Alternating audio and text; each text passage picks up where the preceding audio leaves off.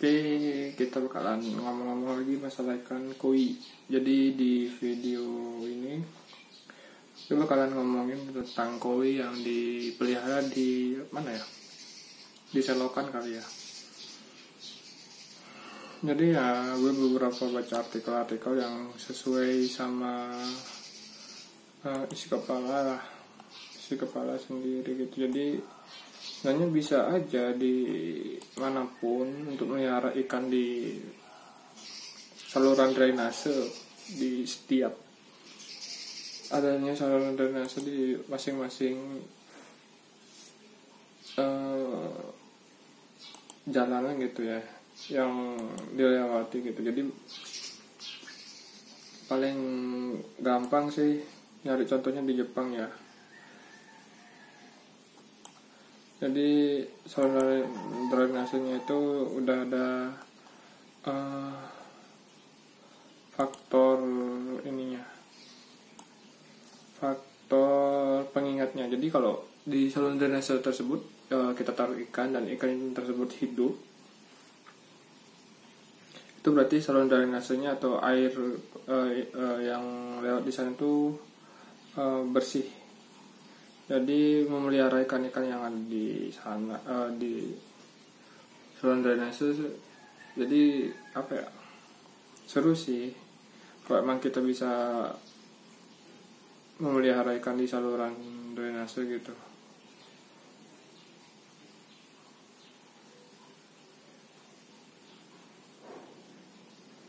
Jadi ya contohnya yang paling gampang Jepang lah, yang paling kelihatan banget di Google gitu. Jadi bisa di Google aja, di googling.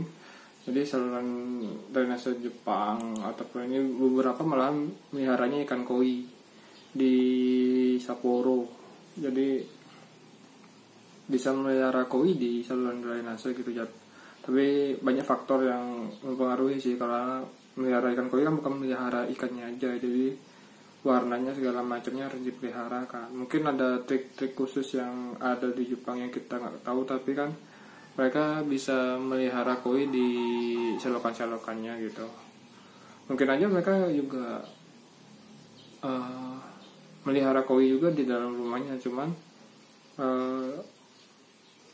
mungkin koi yang khusus-khusus untuk mereka aja mungkin. Tapi beberapa kelihatannya kayak di selokan gitu udah ada ini. Udah ada ikan lah yang hidup di selokan gitulah, hidup di saluran drainasenya mereka. Jadi termasuk saluran yang bersih dari ini.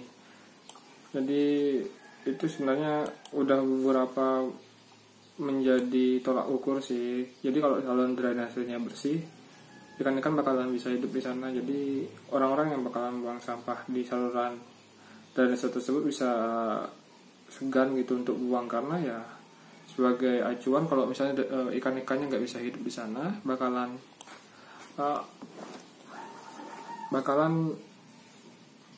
jadi indikator bahwa kalau saluran drainasenya itu tidak bersih atau ada kotoran-kotorannya gitu. Jadi bakalan ketahuan dari hulu ke hilir yang mana bagian yang bersih, yang mana yang bagian enggak. Jadi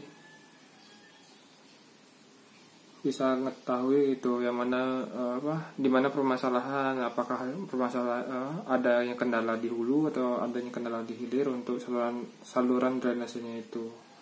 Jadi untuk memelihara ikan apapun sih sebenarnya, bukan cuma sekedar koi aja. Mungkin bisa ikan lele, bisa ikan kakap, apa mungkin ikan yang menurut kalian cocok dipelihara di selokan, terserah sih. Yang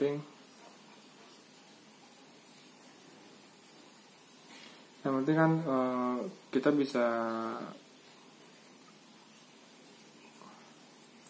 melihara ikan gitu, dalam artian seandainya selokan di setiap dari ujung ke hilir itu semuanya isinya ikan semua kan, banyak lah ikanannya, jenis-jenis ikan gitu. Jadi bakal lebih asri lah kayaknya sih, ngayal aja gitu kan. Jadi banyak banget bakalan inilah spesies-spesies ikan yang kita bisa jalan pun sambil menikmati jalanan, misalnya sambil ngeliatin ikan. Jadi nongkrong depan rumah bisa sambil ngasih makanan ikan gitu kan.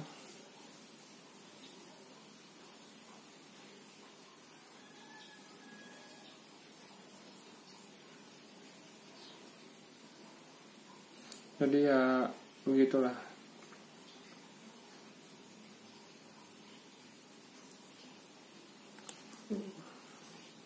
Jadi banyak sih yang ngomong kalau ini kurang. Sebenarnya kita tuh bisa aja, beneran dah, serius bisa, karena dari dulu sebenarnya kan bersih ya airnya ya, mandi di kali segala macam masih boleh, bisa aja gitu. Mungkin apa ya, kita mandi di kali habis itu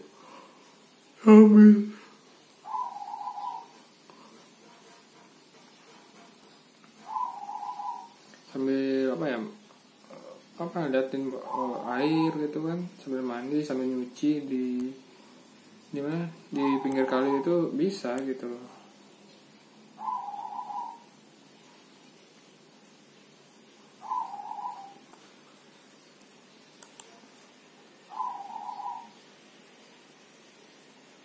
Jadi bisa aja gitu kita saling mengingatkan satu sama lain sih. Jadi memperbaiki saluran drainasenya biar bagus dulu, mungkin seret. Habis itu menanam tanaman yang cocok untuk penguat hilir. Jadi tanaman-tanaman itu di samping-sampingnya jadi sekaligus sebagai tanaman-tanaman penjaga biar tanah-tanahnya itu tidak merosot ya, tidak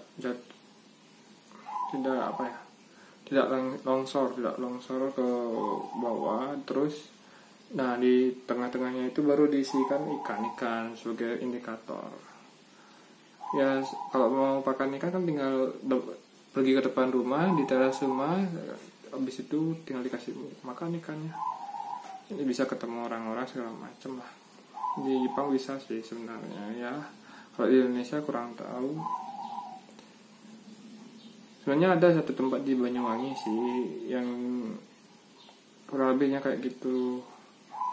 Cuman ya perlu kajian dan perlu kesepakatan lah, kolaborasi antara pihak-pihak yang terkait satu dengan yang lainnya gitu. Jadi ntar kalau di rumah pengen pelihara ikan, mungkin ikan-ikan yang benar-benar ikan-ikan yang benar-benar harganya fantastis, sekaligus yang benar-benar mungkin pelihara binatang-binatang yang endemik yang ada izin lisensi untuk dipelihara, yang bisa dipelihara, mungkin itulah yang bakalan dipelihara oleh warga, orang-orang gitu, masyarakat yang seandainya nih misalnya ada hewan-hewan yang endemik di suatu daerah, yang nggak tahu nih siapa yang bakalan ngejagain si hewan itu kan.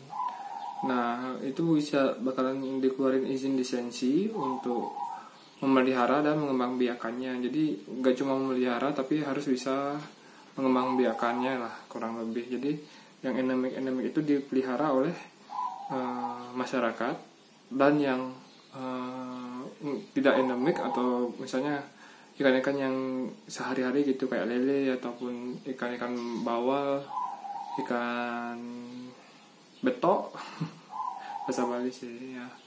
Pokoknya ikan-ikan yang biarin aja itu di alam bebas, kita tinggal ambil dan di pinggir jalan itu tinggal liatin aja.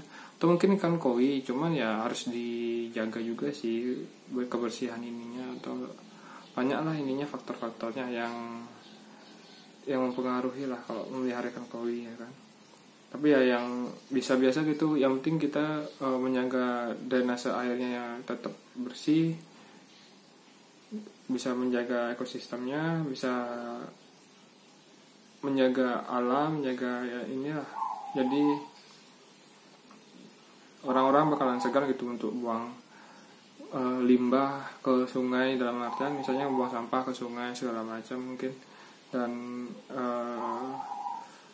kita harus bisa memilah gitu, jadi tidak serta-merta tidak membuang saja, akan tetapi memilah sampahnya, sampah tersebut dari yang organik, non organik, plastik segala macam, jadi bisa dipilah, jadi bisa terdaur ulang dengan bagus dan baik dan benar.